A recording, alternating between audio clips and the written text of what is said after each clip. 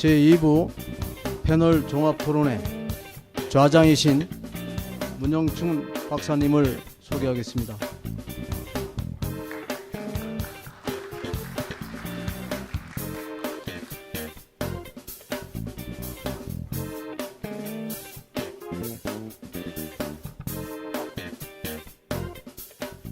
반갑습니다. 제2부 판넬과 종합토론의 좌장을 맡은 문영치입니다. 네, 저희 판넬 세션에는 모두 8분께서 참여하고 계신데요. 참여하시는 분들 소개해드리겠습니다. 첫 번째로 김철 박사님, 지금 국립암센터에서 신약개발 단장을 맡고 계십니다. 네, 이동호 단장님 조금 전에 톡 해주셨고요. 예, 보건복지부의 정은영 팀장님.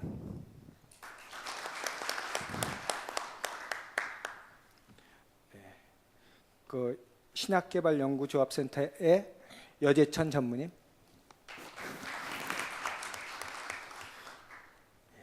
저기 아주대학교 학장님 맡고 계신 이범진 학장님.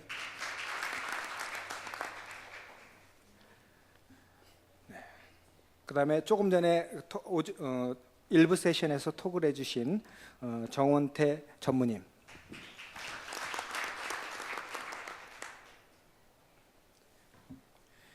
네, 마지막으로 저기 산업보건진흥원에 계신 정윤택 단장님.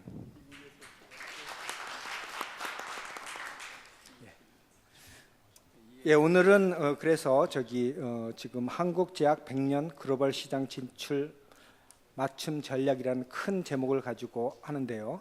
여기에 계신 분들은 기업에 계신 분도 있고 정부에서 오신 분도 있고 대학이나 연구소 이런 역할이 있어서 세 가지로 크게 나눴습니다. 우리 과연 기업의 역할이 무엇인가?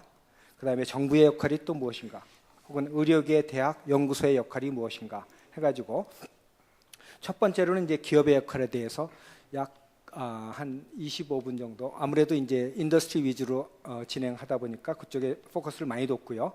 그 다음으로 이제 정부의 역할 한 20분 정도 잡고 있고요. 그 다음에 의료계, 대학 이렇게 함께 일하는 연구소 이런 그쪽으로 한 15분 정도 시간을 할애했습니다. 다음으로는 저기 기업에 계신 정원태 전무님. 예.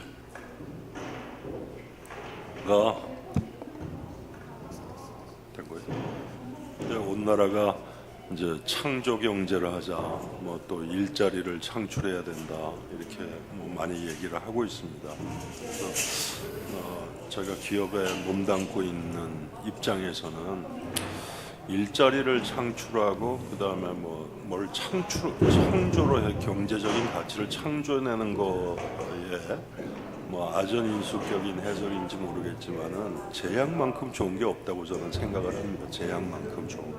그래서 무슨 저 조선소가 없으면 배도 못 만들고, 그 다음에 또 저 반도체 공정 기술이 없으면은 스마트폰도 이게 아니고, 제약 산업은 자본 산업도 아니고, 엄청난 자본이 들어가는 그런 산업도 아니고, 그 다음에 설비가 엄청나게 들어가는 그런 산업도 아니고, 오로지 지력 산업이라고 생각합니다. 제대로 된 사람이 제대로 된 방향을 잡아서 하면 얼마든지 경제적인 부가가치를 창출해낼 수 있고, 그 다음에 일자리도 만들어낼 수 있고 이렇다고 생각이 됩니다. 그래서 아마 제가 알기로는 잠깐 우스갯소리를 하면은요, 작년에 저 메가 트렌드라고 하는 책은 좀 오래됐어요. 몇 년 전에 책인데, 몇 년 전이 아니라 한 10년도 넘은 책인 것 같아요. 메가 트렌드라는 책을 쓴 미래학자가 있습니다.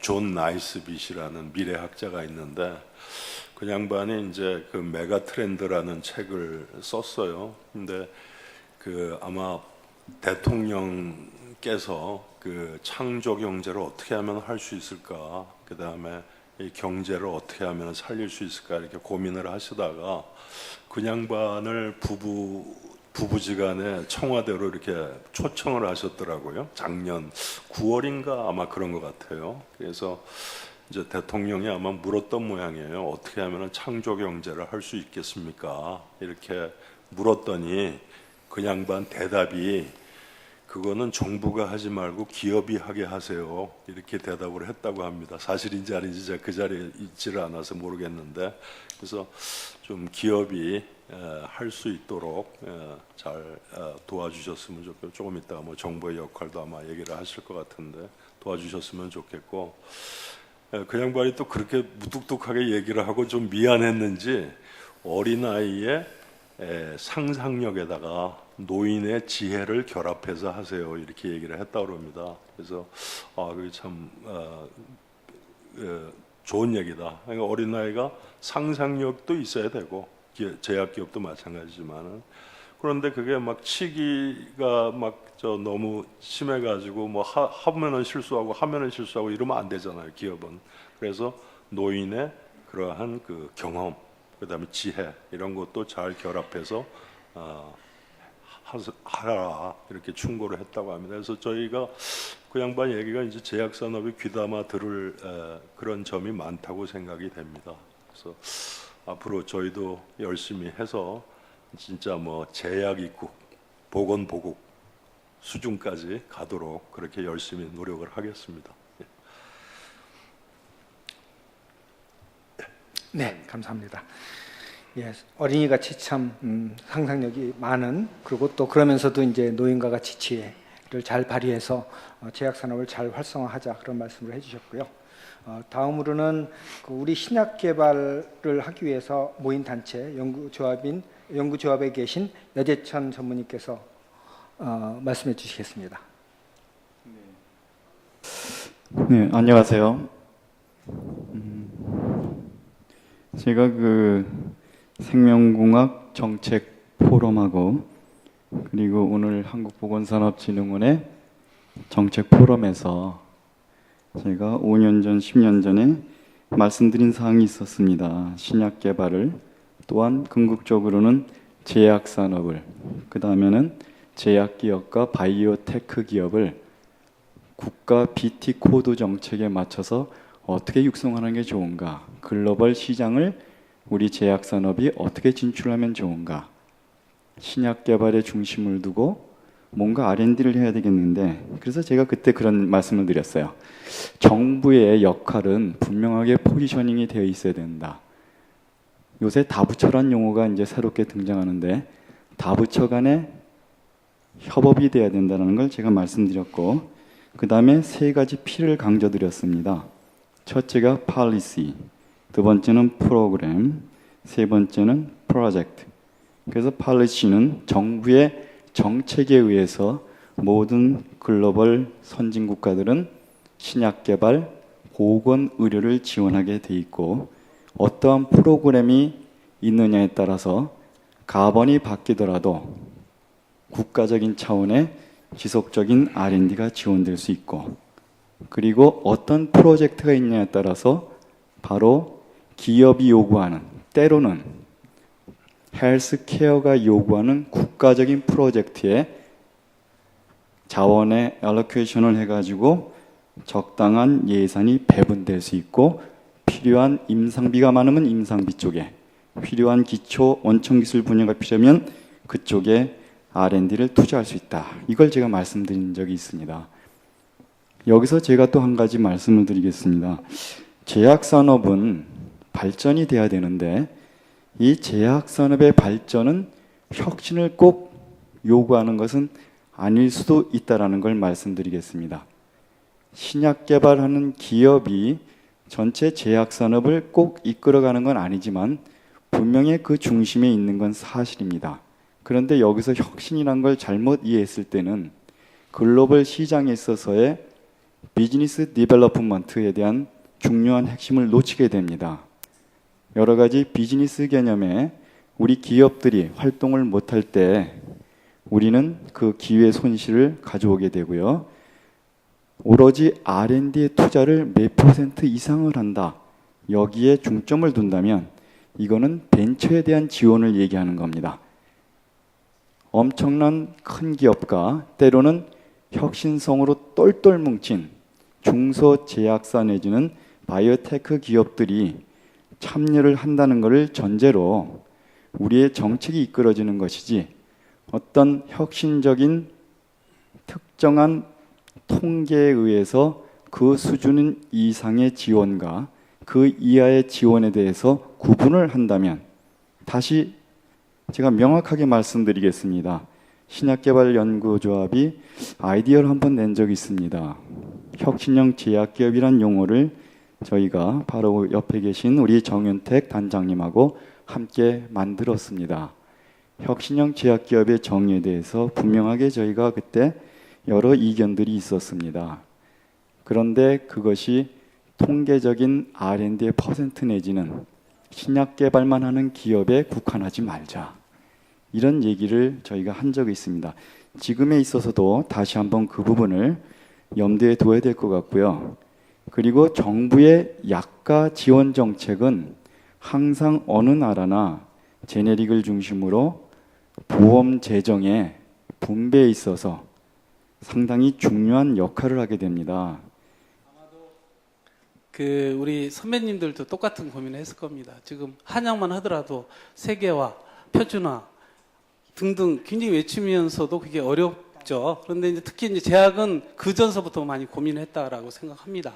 그래서 저희가 생각에는 그렇습니다. 이제 그렇지만은 많이 뭐 예를 들어 키워드 중에 글로벌화라는 키워드만큼은 우리 기업들이 좀 더 좀 접근을 많이 하고 성과도 좀 주식 많이 내고 있는 분야이지 않는가 이렇게 생각합니다. 예를 들어서 우리가 그 수출 비중을 보게 되면 예전에 이제 10% 미만이었던 부분들이 점차 확대돼서 지금은 이제 정은태 전문께서 10% 내라고 하지만 그보다 조금 더 상향된 지표를 보이고 있고요. 그리고 굉장히 가파르게 그 성장을 보이고 있습니다. 그리고 작년 같은 경우에 우리가 굉장히 큰 건들이 한 5개, 그리고 해외 쪽에 그 임상되는 파이프라인도 과거에 비해서 상당히 많이 늘었습니다. 이런 부분들은 저희 그 플로어나 우리 지금 현장에 뛰는 기업들이 굉장히 또 같이 고민하고 특히 이제 기업분들이 노력을 한 성과라고 생각합니다. 그래서 예전과는 이제 처음에 고민했던 부분과는 달리 지금은 좀 더 우리가 이제 성과들을 차곡차곡 쌓이는, 그리고 좀 언젠가는 진짜 석세스 모델이 나올 수 있는 조만간에 그런 부분들이 좀씩 다가가고 있지 않는가 이렇게 생각합니다. 제가 조금만 플로어에서 그 질문한 거 의도를 보면은 상당히 좀 답답하시겠죠. 제가 아까 20여 년 전에 신약에 대해서 똑같은 그 환경을 얘기했죠. 당장 신약이 나오는 게 아니라 그동안 많은 노력이 있어서 국내 신약도 어쨌든 20개가 나왔지만 기본적으로 또 의약 분업을 통해서 우리가 한번 또 체제 변환을 할 때 제너릭 베이스에서 글로벌보다는 내수 시장 안전화에 주력을 했습니다. 그 능력이 전혀 없는 건 아니고 노력을 기울이지 않은 건 아니에요. 그 당시 2000년에 의약 분업할 때 김원길 장관도 흔한 제너릭 하나 없었어요. 그래서 교수들에게 제너릭 카피를 하나를 해야 국민 재정 안정화라는, 그래서 제약 산업이 전혀 안 한 게 아니고 열심히 노력해서 지금 국내 시장을 안정화했습니다. 그래서 실력이 전혀 없는 게 아니고 나름대로 많은 인프라가 구축돼 가는 과정이고, 그 다음에 이제는 국내가 또 안정됐으니까 또 다른 도약의 글로벌이라는 키워드는 변하지 않지 않습니까? 그래서 가는 거고, 단지 액션 플랜 자체가 보다 요즘에 따라서 구체적이고 거기에 대한 논의를 하는 거죠. 그 키워드 자체는 계속 20여 년이든 앞으로도 더 계속 지속될 가능성은 있지만 그 환경이나 시대적, 국가적 여러 가지에 따라서 그 액션 플랜이 어떤 식으로 가느냐는 그런 뜻에서의 변화지, 그 자체가 뭐 용어가 반복됐다고 해서 그 자체가 뭐 앞으로 필요 없다고 볼 수는 없는 하나의 그 어떤 과정이라고 이해하면 좋을 것 같습니다. 네, 저도 잠깐 1분만 말씀드리면은 요새를 비등하는 비등점에 저는 비유하고 싶고요. 그래서 우리가 그동안에 거쳐온 많은 경험과 그 결과들이 이제 나오는 이제 시점에 있다. 그리고 아까 말씀하신 대로 항상 그 키워드들은 계속 가져가야 되고요. 구체적으로 폴 얀센 박사가 그랬습니다. 신약 개발은 브레이크스루라는 표현을 썼습니다. 아무것도 안 보이는 데를 항해하는 겁니다. 그런데 그 과정에서 여러 가지가 존재하는데 오직 미션은 하나예요. 글로벌 신약 개발. 거기에 대해서 우리가 어느 정도 갖춰진, 지금 이범진 학장님 말씀하신 대로 갖춰진 그 시기에 온 것이고요. 개량 신약에 있어서도 글로벌 혁신 개량 신약을 논할 시점에 와 있다는 것은 굉장히 중요한 것이고, 극히 일부지만 First in Class에 대한 관심도가 한 10몇 개 되는 기업이 있습니다. 종전에는 그렇게 많지 않았습니다. First in Class 있는 신약 개발도 지금 우리가 그 가치를 논하고 기업의 전략으로 특정한 몇몇 회사는 그것만을 위해서 연구소가 집중 주력을 하겠다고도 지금 얘기하고 있습니다. 이 정도 시점은요, 굉장히 중요한 겁니다. 그런데 여기서 한 가지 좀 제고해야 할 부분들이 제도라든지 자금력 이런 건데, 자금력이라는 건 간단합니다. 정부에서 무조건 밀어주는 건 한계가 있습니다. 여건을 갖춰주는 자금력이고 R&D에 대한 연구비 지원인 것이에요. 그래서 아까 국장님이 좋은 말씀하셨어요. 우리 박 국장님이요. 투자에 대한 거를 늘려주겠다. 어떤 투자냐? 펀드를 조성해주겠다. 그건 하루아침에 되는 건 아니지만은 민간 펀드든 정부 펀드든 간에 전체적인 여건을 많이 조성해 주시는 겁니다. 그리고 오늘 여기 팀장님 계시지만은 거기에 지금 주도가 돼서 하고 계신 걸로 알기 때문에 저는 걱정 안 합니다. 제가 이 패널 하기 전에 우리 정 단장님한테 그랬습니다. 이제 우리 걱정 근심하지 말자. 우리가 기본적으로 쭉 목표되었던 부분이 이제 20년 흐르고 30년 흐르니까 이제 비등하기 전이다. 우리 같이 아는 선수끼리 함께 뒤처지는 거 끌어주고 앞에서 리드하자, 이렇게 말씀드렸습니다. 저는 걱정 안 하셔도 된다고 생각합니다. 비전이 있습니다. 네. 그래서 저는 뭐 이런저런 우리가 문제점이 많다는 건 이해하고 있지만, 이 자리에서 제가 말씀드릴 수 있는 부분 힘들긴 하지만 이런 제안을 하나 드리고 싶어요. 예를 들어서 여기 우리 제약협회 신임 이사장분 가셨지만은 좀 이런 신임 이사장을 중심으로 해가지고 예를 들어서 이 제약협회에서 매출 대비 R&D 비용을 최소한 뭐 10% 이상 되는 회사만 회원사로 한다든가 하는 그런 어떤 좀 뭐라고 그럴까요? 어떤 자체 내부의 어떤 환경 개선을 위한 혁신적인 어떤 리더십이 필요한 것이 아닌가. 그래서 특히 저는 요약해서 말씀드리면 좀 제약협회가 좀 새로운 리더십을 가지고 좀 더 기업의 오너라든지 CEO가 최선의 R&D를 투자하도록 하기 위한 그런 것을 어떻게 좀 이 혁신적으로 할 수 있는 리더십을 발휘할 수 없을까 하는 측면에서 가능한지는 모르겠지만, 예를 들어서 뭐 제약 지금 전적으로 동감합니다. 한 30년 동안 계속 같은 말만 하고 지내왔다는 걸 동의를 해드릴게요.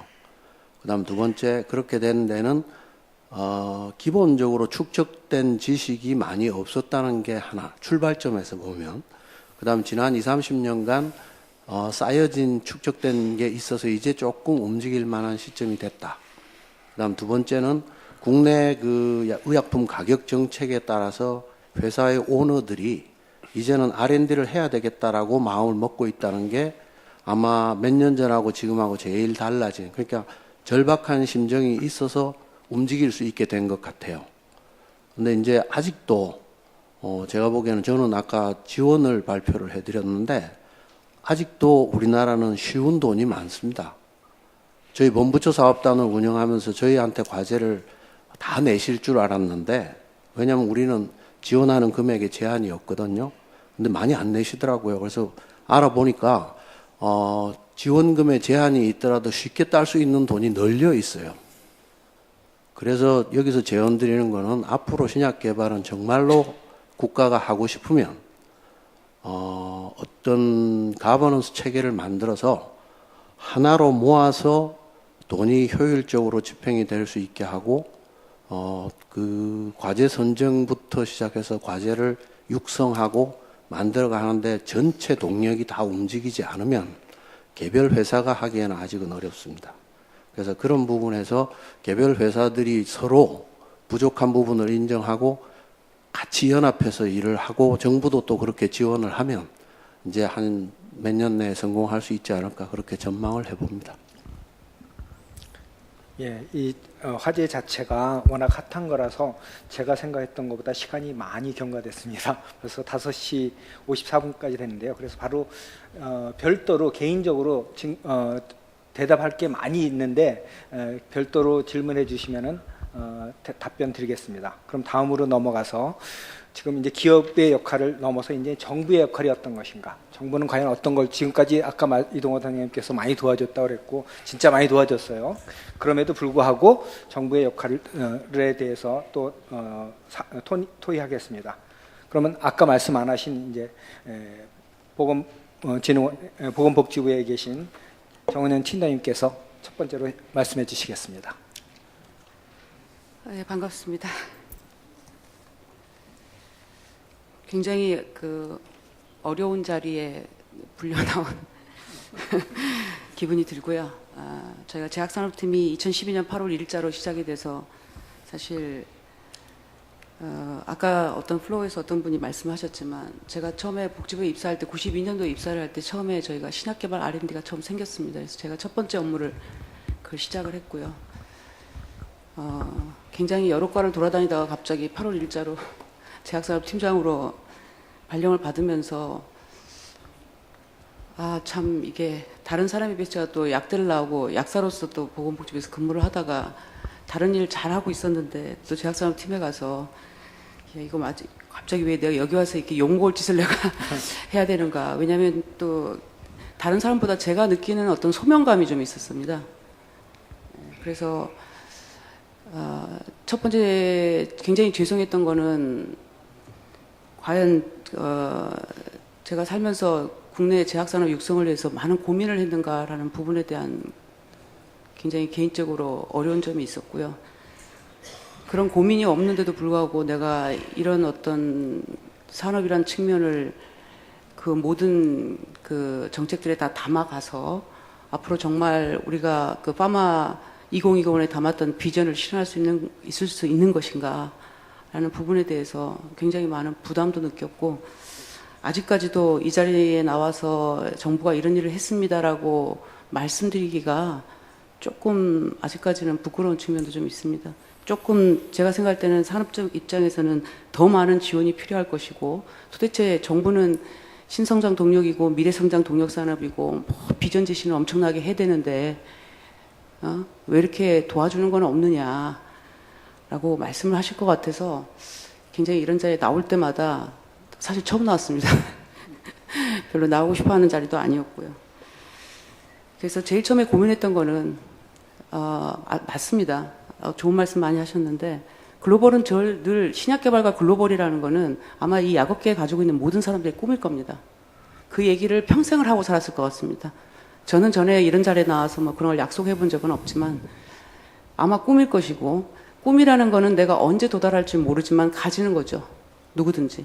제가 어떤 그 강의를 가서 들어보니까 어떤 산업이든지 글로벌로 가기 때 걸리는 소요되는 기간이 있더라고요. 그러니까 예를 들면 뭐 조선이 있었고, 전자가 있었고, IT가 있었고, 자동차가 있었고, 보통 우리나라는 굉장히 이게 빨리 접목이 돼서 한 10년 정도면은 또는 10년에서 길게 15년 정도면은 국내 내수 산업이 글로벌 산업으로 가는 어떤 그런 단계를 거쳐가더라고요. 그러니까 모든 단계가 내수 산업이 없이 글로벌로 갈 수는 없는 거거든요.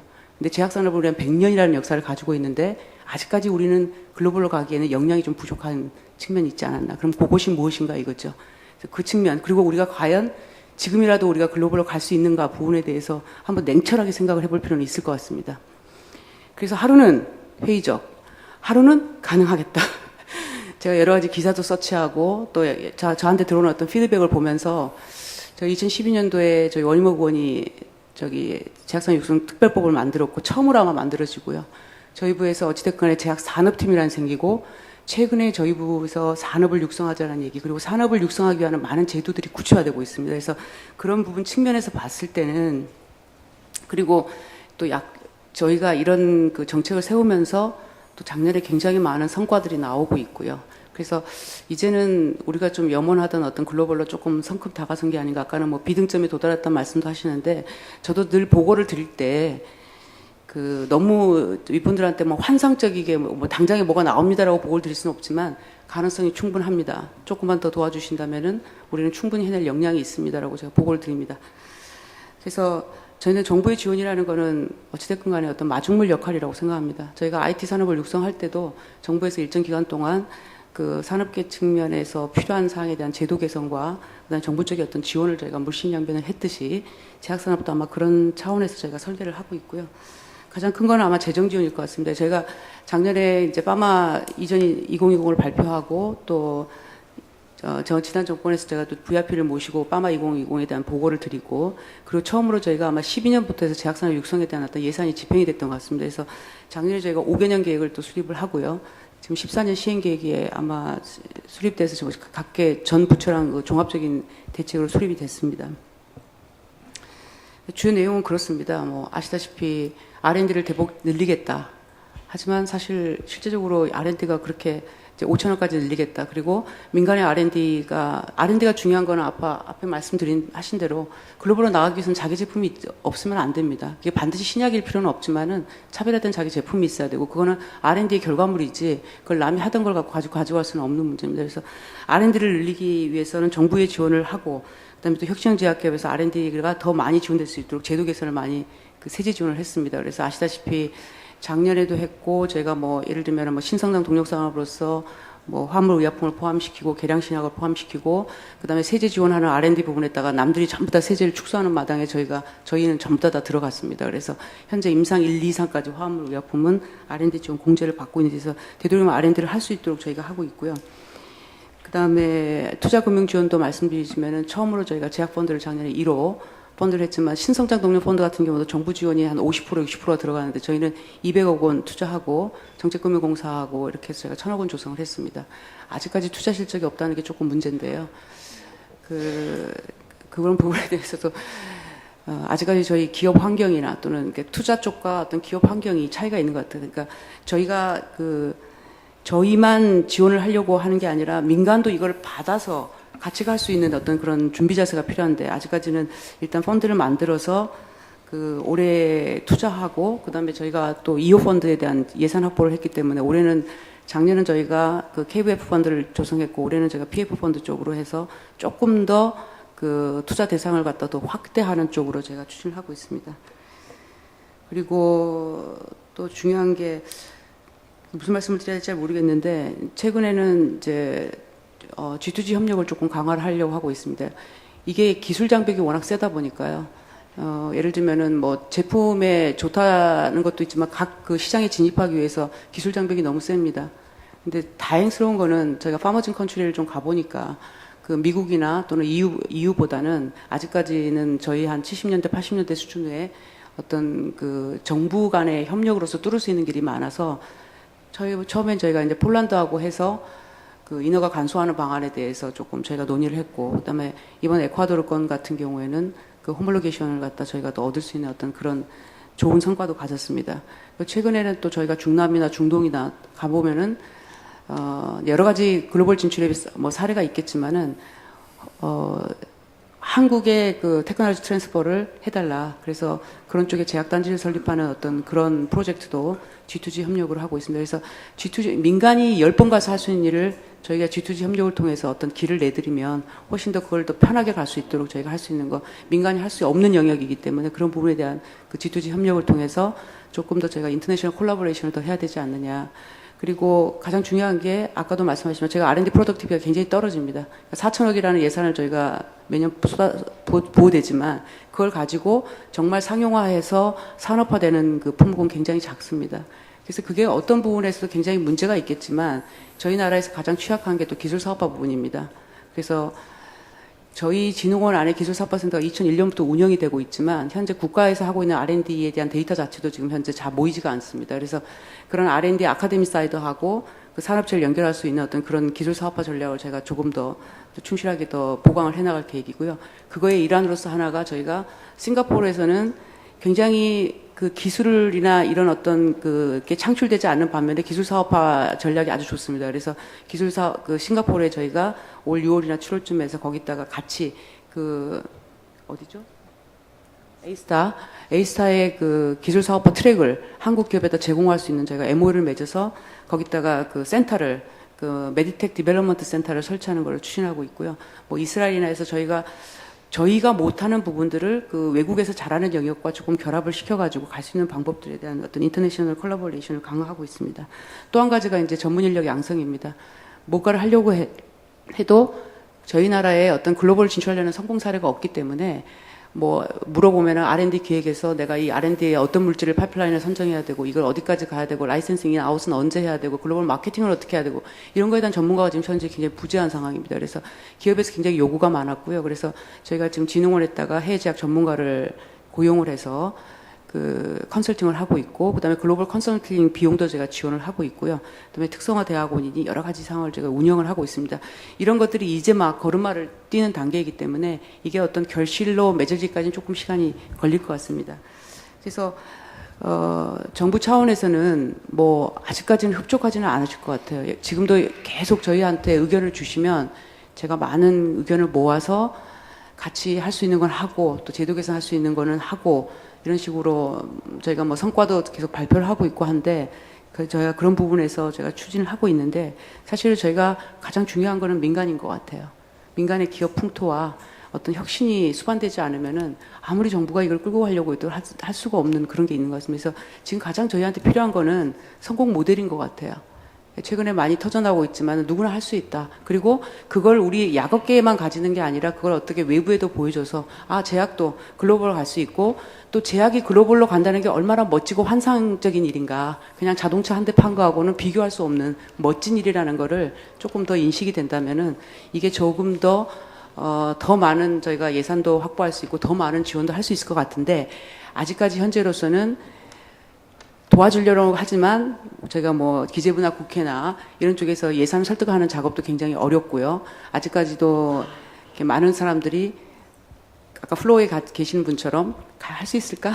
이런 부분에 대해서 그런 부분에 대한 할 수 있다라고 납득하는데 너무나 많은 시간이 소요되기 때문에 그런 부분에 있어서 조금 더 역량을 결집해서 저희 정부도 열심히 하겠지만 민간 차원에서도 그런 어떤 더 R&D를 열심히 하고 투자를 하시고 어렵지만 투자를 하시고 어떤 글로벌 성공 사례를 좀 만들어 나갈 수 있었으면 합니다. 예, 아주 브로드하게 아마 다른 분들 의견이 거의 필요 없을 만큼 아주 자세히 많이 해주셨는데요.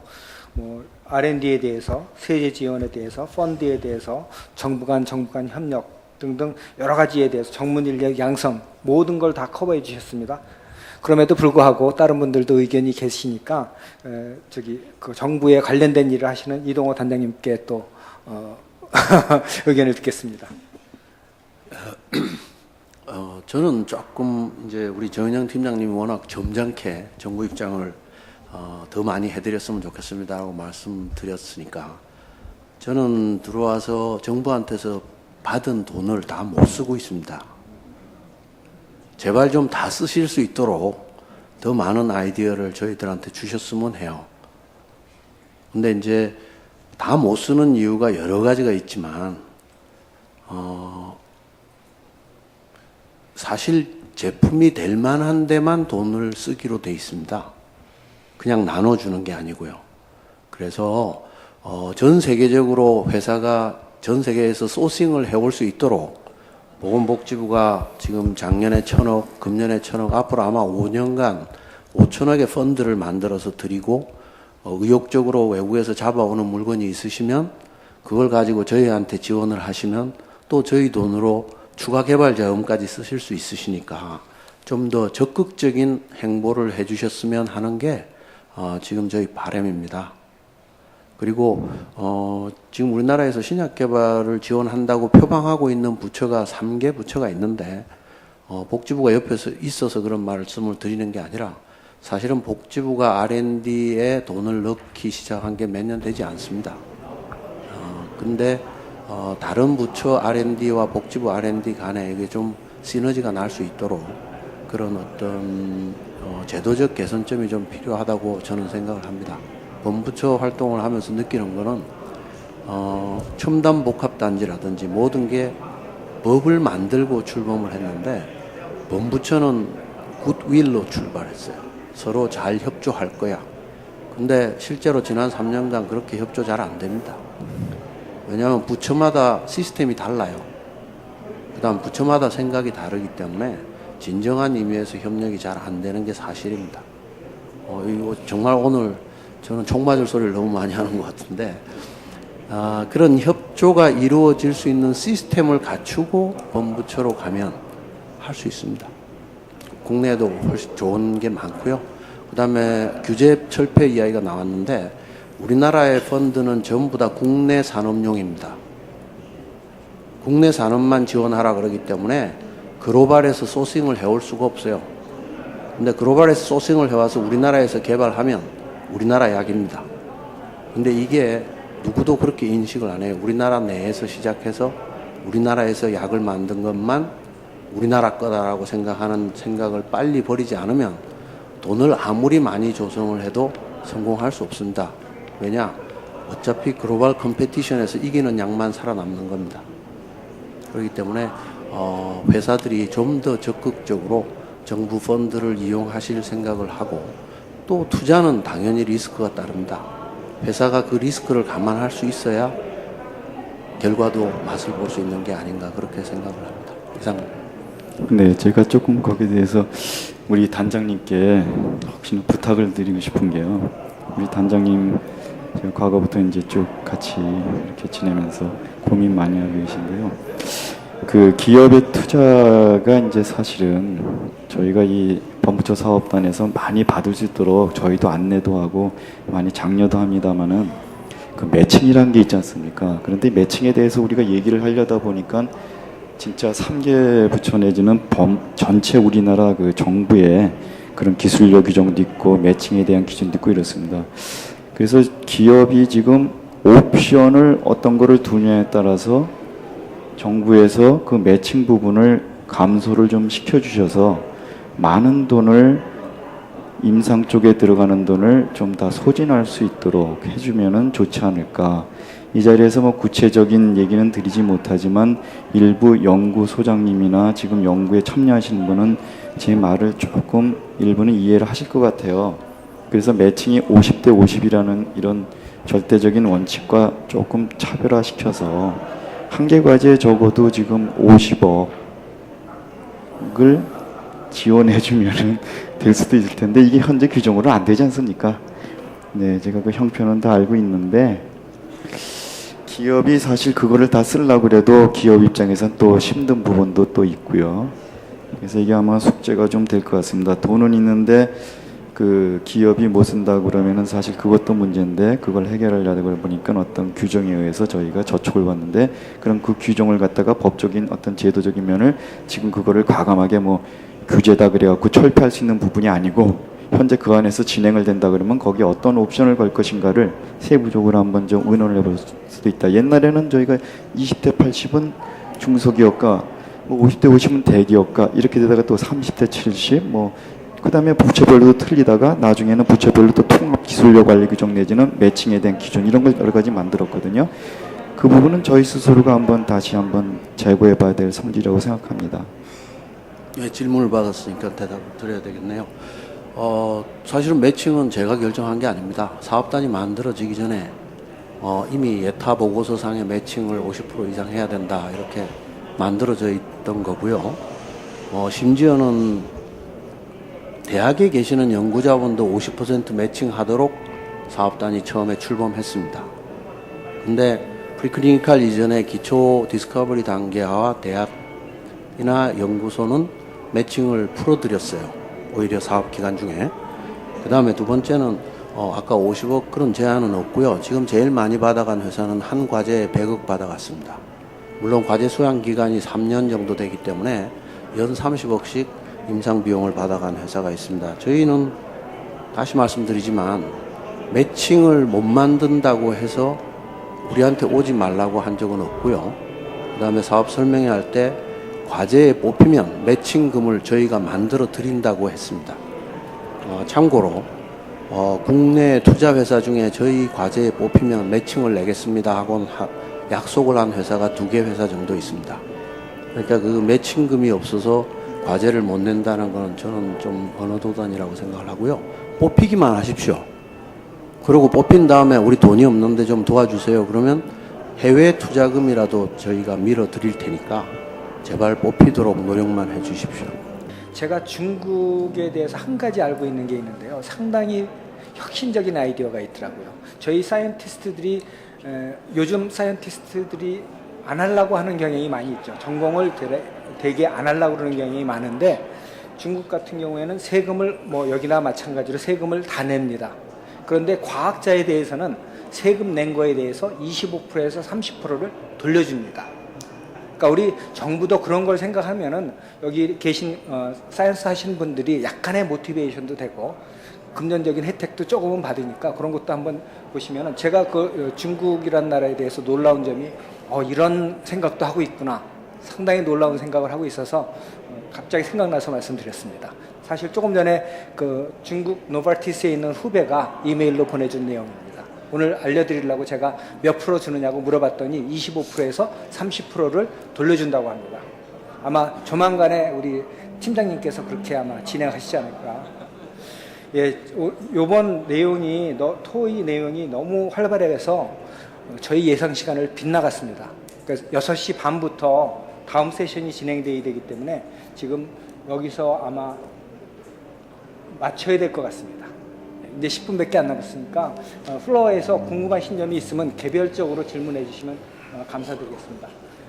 이것으로 제2부 토론을 마치도록 하겠습니다. 감사합니다.